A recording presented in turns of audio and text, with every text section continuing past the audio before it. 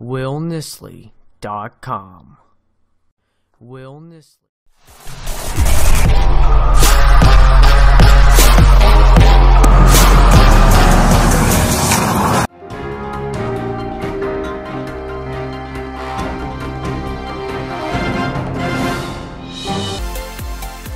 Major news events explained in 10 minutes. This is CNN 10, where you can know and go. I'm Carl Azuz. We're taking you to the Korean Peninsula today. That's where North Korea, a U.S. rival, says America is wholly to blame for North Korea's nuclear program. The country's been at odds with the U.S. and South Korea since fighting stopped in the Korean War in 1953. Nowadays, the North's nuclear program is illegal as far as the United Nations is concerned, but repeated sanctions, international penalties, and restrictions on North Korea's economy and trade have not kept North Korea from developing nuclear technology. And while some defense experts don't think North Korea has the ability to actually hit the U.S. with a nuclear weapon, the North says it's conducted 4 successful nuclear tests since 2009. It wants to have long-range nuclear weapons, and it wants the world to know it has them. North Korea could launch an intercontinental ballistic missile at any time from any location. That is the message from North Korean's foreign ministry official. This came out on Sunday, quoted by KCNA, the state-run media. And they say that the only thing that they're waiting for is the green light from Kim Jong-un, the North Korean leader. Now, also, we hear in this statement that the reason that North Korea has found it necessary to carry out and develop this nuclear and missile program is because of Washington, the U.S. hostile policy, as North Korea calls it. And this, of course, is something that they have been saying for years, if not decades, blaming Washington for what they say is their need for self-defense. Now, also on Sunday, we did hear from U.S. Defense Secretary saying on NBC's Meet the Press that this program from North Korea is a serious threat. Also saying that the U.S. military is prepared to shoot down any missile which appears to be heading towards U.S. territory or appears to be heading from the north to any territory of its allies. But one interesting thing from this statement that we have been hearing from experts is that it does appear as though North Korea is hoping for a different relationship with President-elect Donald Trump when his administration comes into power. Now, they did say, using the DPRK, the official term for North Korea, quote, "Anyone who wants to deal with the DPRK would be well advised to secure a new way of thinking after having a clear understanding of it." 10-second trivia. In what part of the U.S. government do elected officials serve 6-year terms? The Supreme Court, Presidency, House of Representatives, or the Senate? The U.S. Constitution sets Senate terms as 6 years. That's in Article 1, Section 3, but it's a different part of the Constitution that requires something that's playing out starting today. Confirmation hearings are kicking off for President-elect Donald Trump's cabinet nominees. These are the president's top advisors from a wide range of departments, and it's lawmakers who get the final say on who gets the jobs.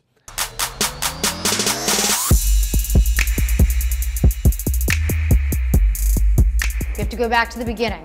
Have to go to the Constitution, 1789, Article 2, Section 2, Clause 2. And it says, "Shall nominate, and by and with the advice and consent of the Senate, shall appoint ambassadors, other public ministers, and consuls, judges of the Supreme Court, and all other officers of the United States."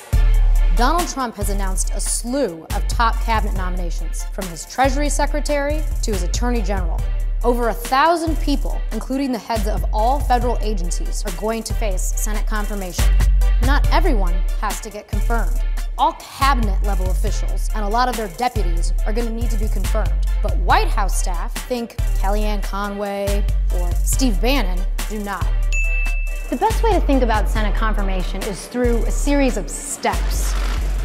As soon as the nominee is announced, the media attention starts and outside interest groups get to roll up their sleeves. Step 1, paper. The nominees have to fill out a ton of forms before they can get confirmed.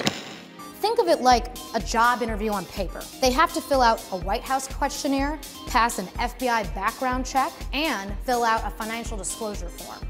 They want to know every speech you gave, every club you're in. Step number 2, the photo op. Here's where you get to make your debut as the nominee. When I called you, you were on the road. I'm so glad you pulled over. Step 3, the hearings. Remember Clarence Thomas? This is a circus. The nominee is on the hot seat for hours. Once the hearing is over, those same senators are going to take a vote in committee. And if a nominee can get through committee, then they go to the floor for a full vote of all 100 senators. Senator, I enter a motion to reconsider the vote by which cloture was not invoked on this nomination. So how many votes do you need to get officially confirmed? 51 is all it takes. Supreme Court, though, is different. You still need 60. Given the Republicans have 52 seats in the Senate, you might think Trump's nominees are a shoo-in. Senate confirmation hasn't always been that easy. I take this obligation freely. Dick Cheney was President George H.W. Bush's second pick for defense secretary. Bush's original pick was former Senator John Tower of Texas, but the Senate rejected his nomination in 1989. You can pretty much guarantee that the Senate confirmation hearings on Trump's nominees are going to dominate the news cycle for a while. And maybe you won't stay awake the whole time, but at least now you know how they work. A couple major news events we'll be covering in the days ahead. First, the outgoing president's speech. Barack Obama's farewell address is set for tonight from Chicago, Illinois. You can watch the broadcast live on CNN at 9 p.m. Eastern, and we'll have some highlights for you on Thursday's show. Second, the incoming president's inauguration. Donald Trump's swearing in is set for January 20th. That's next Friday in the nation's capital. You can catch that broadcast live on CNN starting at 9:30 a.m. Eastern, and we'll have some highlights for you the following Monday, January 23rd. Would you be comfortable flying on a 30-year-old 747? When it comes to commercial airplanes, age truly is just a number. According to the Smithsonian Museum's Air and Space magazine, the lifespan of a commercial airplane doesn't necessarily depend on its age, but on the fatigue that pressurization causes on the plane's metal. So aircraft used on short flights and pressurized every day may not last as long as those on longer flights, which are pressurized less often. But where do planes go when there are no more takeoffs on the horizon? I wanted it to be a nice landing. I wanted it to be something everyone could remember. I wanted to enjoy it. We just shut down the motors and park the brakes, and it's hitting me.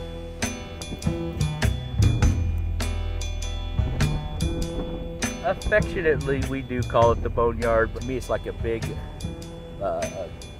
aircraft enthusiast playground.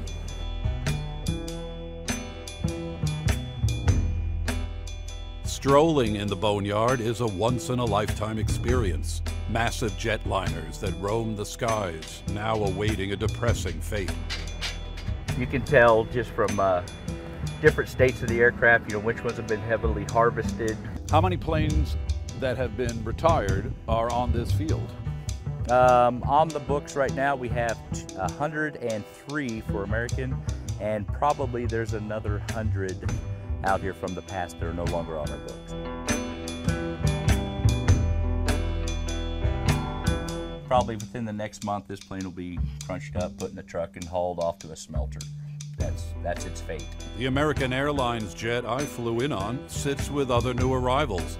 It will likely be stripped to its bones for spare parts, or worse, the crusher.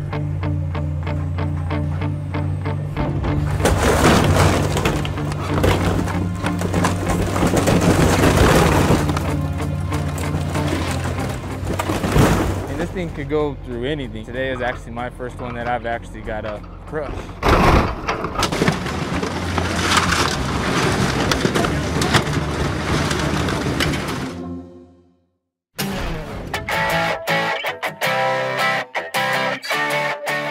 You've probably heard of crop circles or seen these, what some folks think are mysterious formations. For 10 out of 10 today, behold this ice, baby!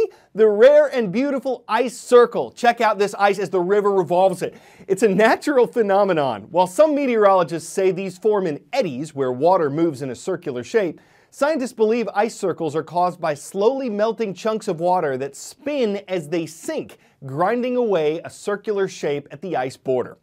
No wonder why passersby freeze at the sight of it. It's an indisputably cool discovery, positively edifying, and though I gotta go, my head is spinning, y'all. I feel like I've been talking in circles. We hope you'll circle back with us tomorrow, carving out 10 minutes again for CNN 10. I'm Carl Azuz.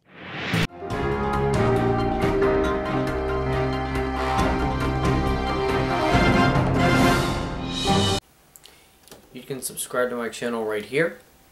You can visit my website right down here. And you can view a random video from my channel right over here. It's a revolution.